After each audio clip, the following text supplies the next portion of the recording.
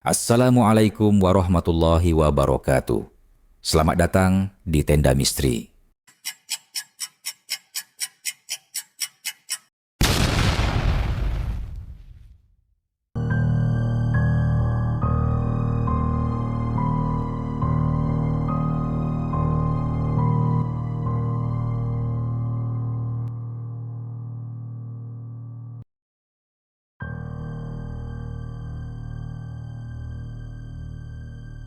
Damar, 24 tahun, pulang kampung ke desa terpencil di lereng Gunung Lawu untuk menghadiri pemakaman neneknya. Ini pertama kalinya ia menginjakan kaki di sana sejak kecil. Saat menginap di rumah tua peninggalan keluarga, ia merasa hawa dingin menusuk, meski cuaca sedang panas. Paginya, ia menemukan tanda merah di bagian bawah tulang rusuk kanannya. Bentuknya seperti cakaran, tapi rapi dan simetris. Ia mengira itu gigitan serangga atau luka tidur. Namun, tiap malam setelah itu, ia mulai mengalami mimpi buruk yang sama. Dirinya dikejar wanita tua berambut putih, mengenakan kain putih lusuh, sambil menggumamkan sesuatu dalam bahasa Jawa kuno. Wanita itu berkata, "Balikna sing ditanda, sadurunge rohmu ditaleni. Kembalikan yang ditandai, sebelum rohmu diikat." Damar menceritakan tentang mimpinya pada Pak Bayu, tetua desa yang juga seorang kuncen. Mendengar cerita Damar, wajah Pak Bayu pucat. Lebih besar dari tanda merah yang muncul tanpa sebab, apalagi kalau tersembunyi, disebut Toh Bahma atau Yoh Brahma.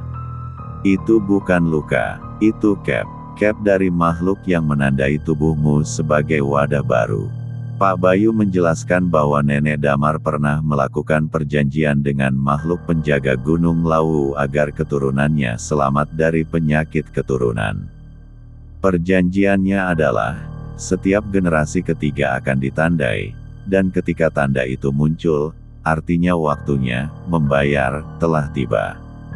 Damar tak percaya. Ia mencoba menghapus tanda itu dengan segala cara, obat dokter, dukun, hingga membakarnya dengan logam panas. Tapi tanda itu malah semakin merah dan bercahaya di malam hari. Ia mulai kehilangan kendali. Kadang, ia bangun di tengah malam berdiri di luar rumah tanpa ingat bagaimana bisa di sana. Kadang, ia bicara dalam bahasa yang tidak ia pahami. Cermin di rumah pun pecah satu persatu setiap malam Jumat. Temannya, Yani, mencoba membantu. Tapi suatu malam, Yani menemukan Damar duduk di pojok kamar. Wajahnya setengah berubah, matanya hitam legam, dan suaranya bukan suara manusia. Lebih besar dari, "Aku sudah di sini, tinggal raganya saja yang belum sempurna." Pak Bayu memberikan satu cara terakhir, pergi ke sendang keramat di tengah hutan desa, tempat neneknya dulu membuat perjanjian. Di sana, Damar harus melepaskan roh penandanya, dengan cara memanggilnya dan membiarkannya mengambil korban pengganti. Namun, di sana, Damar mengetahui kebenaran yang lebih mengerikan, korban pengganti harus orang yang dicintainya. Ia memilih mengakhiri kutukan. Di malam bulan purnama, ia melompat ke dalam sendang, membiarkan dirinya ditelan kegelapan. Tanda merah itu memudar perlahan, sebelum tubuh Damar menghilang tanpa jejak. Setahun kemudian, Yani melahirkan anak laki-laki. Saat memandikannya, ia melihat tanda merah kecil di punggung anaknya. Dan suara dari dalam kepalanya berbisik, "Kutukan hanya tertidur, tidak pernah benar-benar berakhir." Sejak bayi laki-lakinya lahir, Yani hidup sendiri di rumah kontrakan kecil di pinggiran Solo. Suaminya meninggal dalam kecelakaan saat Yani hamil 7 bulan, kejadian aneh yang membuat truk menabrak pembatas jalan, padahal jalanan lurus dan sepi. Bayi yang ia beri nama Raka, tumbuh sehat, tapi punya satu kebiasaan aneh, selalu menangis tepat pukul 2.33 dini hari. Bukan tangisan biasa, tapi seperti teriakan. Saat Yani menggendongnya, Raka akan menatap ke arah sudut kamar, dan tersenyum sendiri. Dan suatu malam, Yani melihatnya menatap cermin sambil tertawa kecil. Tapi bayangannya di cermin tidak meniru gerakannya. Saat Raka berumur 9 bulan, tanda merah di punggungnya makin jelas, seperti kep tangan, tapi jari-jarinya terlalu panjang. Bentuknya menyerupai cakar yang menempel. Ia juga mulai menggigit sendiri, dan pernah mencakar Yani sampai berdarah saat tengah malam. Matanya saat itu terlihat merah menyala. Yani membawa Raka ke dokter, tapi secara medis, anaknya sehat. Saat meminta bantuan orang pintar, mereka hanya memberi satu pesan. Anak ini, bukan anakmu sepenuhnya. Putus asa, Yani mencari jejak masa lalu Damar. Ia menemukan catatan Damar yang ditulis sebelum menghilang, tentang perjanjian keluarganya, tentang tempat keramat di lereng Gunung Lawu, dan nama makhluk yang disebut hanya sebagai Kiai Brahmasuta. Menurut catatan itu, tanda merah adalah bagian dari ritual pewarisan tubuh. Makhluk itu tidak bisa hidup sepenuhnya di dunia manusia, jadi ia menandai tubuh yang akan menjadi wadah sempurnanya, dan prosesnya dimulai sejak bayi. Yani memutuskan membawa Raka ke hutan tempat sendang keramat. Ia dibantu Pak Bayu, yang kini sakit-sakitan dan buta. Di perjalanan, mereka diserang halusinasi, jalan memutar tak berujung, suara-suara Damar memanggil, dan bayangan wanita tua melayang di antara pohon. Di tengah ritual pemanggilan, Raka tertawa sambil merangkak sendiri ke arah air sendang. Pak Bayu memperingatkan, kalau Raka menyentuh airnya, roh Brahmasuta akan bangkit sempurna, dengan tubuh manusia baru. Di detik terakhir, Yani memeluk Raka dan menyayat telapak tangannya, menorehkan darah ke tanah, sebagai tanda penolakan ikatan darah warisan kutukan. Tanah bergetar, dan dari dalam sendang muncul makhluk tinggi berjubah hitam dengan wajah setengah manusia, setengah arang terbakar. Suaranya menggema di seluruh hutan. Anak ini milikku. Ia ditandai. Yani menjawab dengan air mata. Ambil aku, bukan dia. Makhluk itu tertawa. Tapi sebelum mengambil Yani, tubuh Pak Bayu, yang ternyata adalah penjaga perjanjian terakhir, melompat ke dalam sendang sambil membawa mantra kuno yang telah lama disegel. Air sendang mendidih. Hutan runtuh. Makhluk itu menghilang bersama tubuh Pak Bayu. Raka menangis untuk pertama kalinya bukan di jam 2.33, tapi di pagi hari. Tahun demi tahun berlalu, Raka tumbuh menjadi anak pendiam, tapi pintar. Tapi di usianya yang ke-7, ia mulai menggambar sosok wanita tua dan pria berjubah hitam di semua bukunya. Ia mengatakan, mereka memanggilku, tapi aku belum siap. Yani gemetar saat melihat gambar terakhir di buku Raka. Lukisan dirinya sendiri, dengan tanda merah di leher. Usia Raka kini 12 tahun. Ia tumbuh pendiam, sulit bergaul, dan mulai berbicara sendiri di kamar setiap malam. Yani yang kini semakin lelah secara batin mulai mendengar suara ketukan dari balik dinding kamar Raka setiap pukul 2.33. Kadang seperti kuku menggaruk tembok, kadang seperti suara orang berbisik. Waktunya hampir tiba. Raka pun mulai menggambar satu simbol terus-menerus di semua tempat, di tembok, kertas, dan bahkan dengan tulang hewan mati yang ia kumpulkan diam-diam di belakang rumah. Simbol itu melingkar, seperti mata yang dikelilingi api. Saat Yani mencari di buku kuno warisan Pak Bayu, ia menemukan bahwa simbol itu adalah lambang pemanggilan Brahmasuta, tanda bahwa roh itu sedang menyiapkan wadah sempurna. Raka sering ditemukan tertidur di lantai dalam posisi ganjil, telungkup, tangan seperti menyembah, dan tanda merah di punggungnya kini menyala dalam gelap. Saat disentuh, kulitnya seperti mendidih, dan ia menggumamkan kalimat Jawa kuno. Siji dadi sak, sak dadi jagat. Aja mung kulite sing ditanda, jiwa uga kagungan. Satu menjadi satu, satu menjadi semesta. Bukan hanya kulit yang ditandai, jiwanya juga milikku.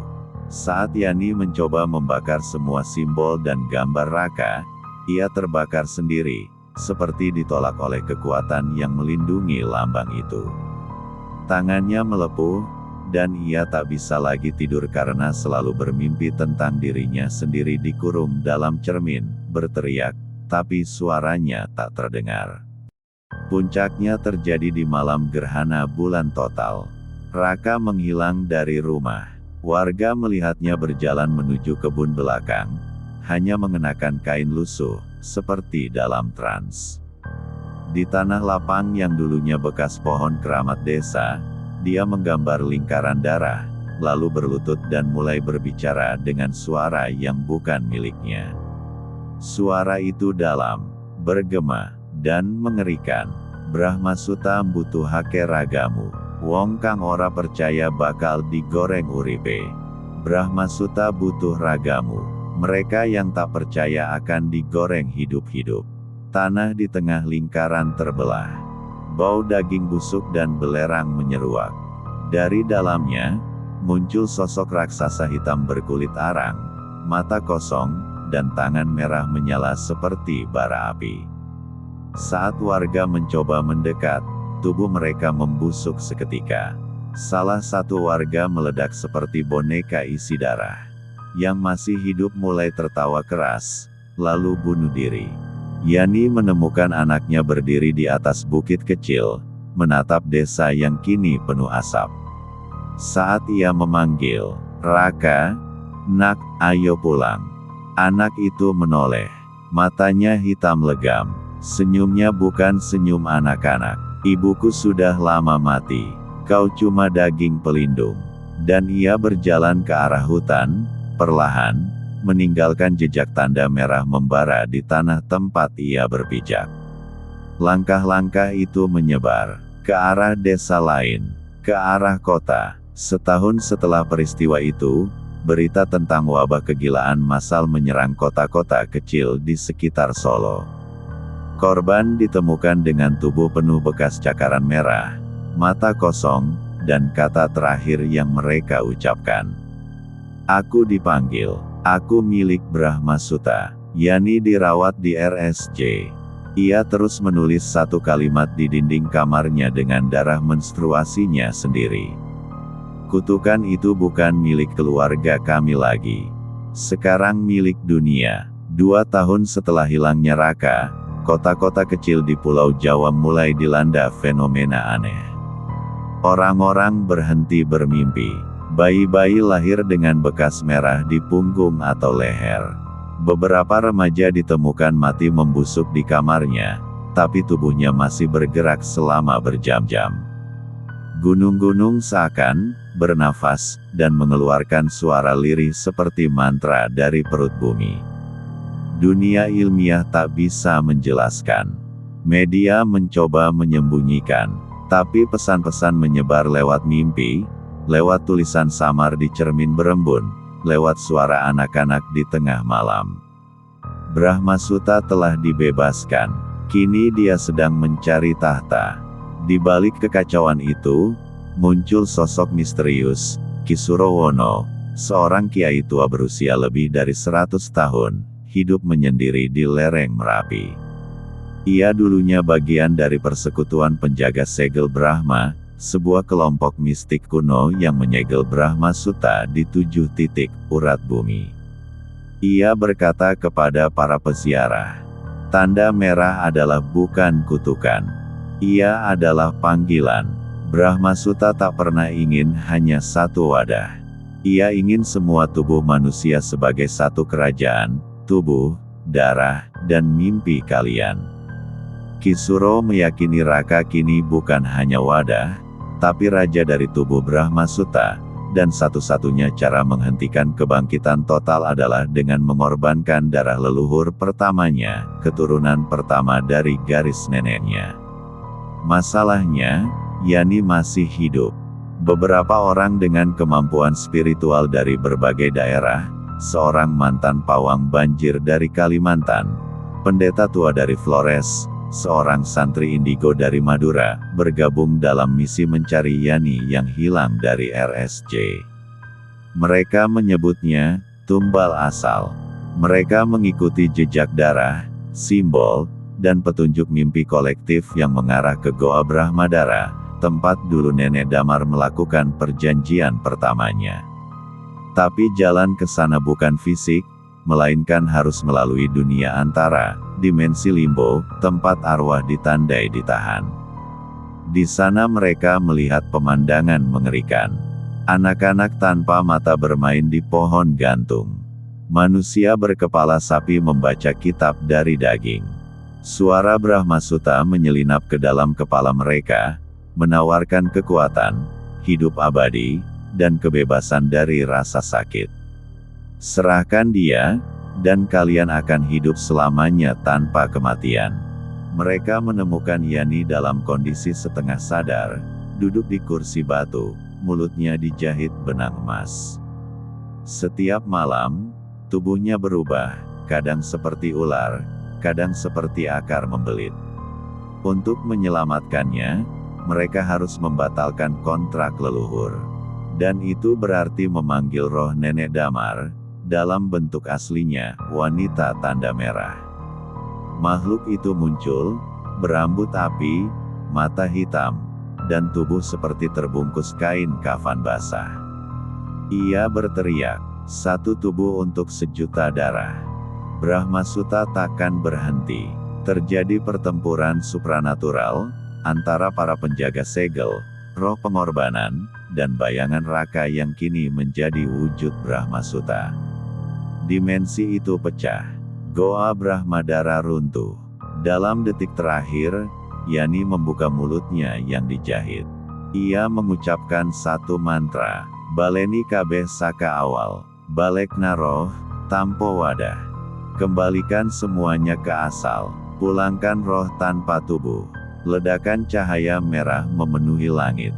Dimensi bawah runtuh. Tubuh Raka membeku, kemudian hancur jadi abu merah yang melayang ke langit. Dunia kembali tenang, untuk sementara.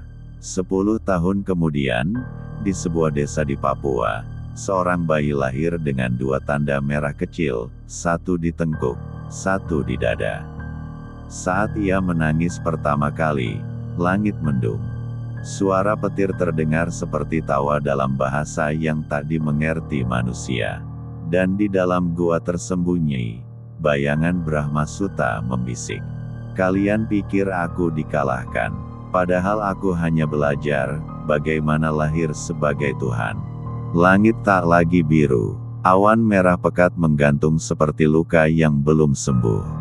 Tanah-tanah mulai merekah, dan dari celahnya, asap hitam keluar membawa suara-suara tangisan dan tawa yang menyatu, tawa para korban kutukan.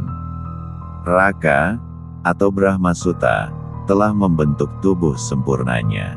Tinggi lebih dari 3 meter, bermata 6, lidah bercabang 3, dan tubuhnya seperti terdiri dari ratusan wajah manusia yang terus berteriak.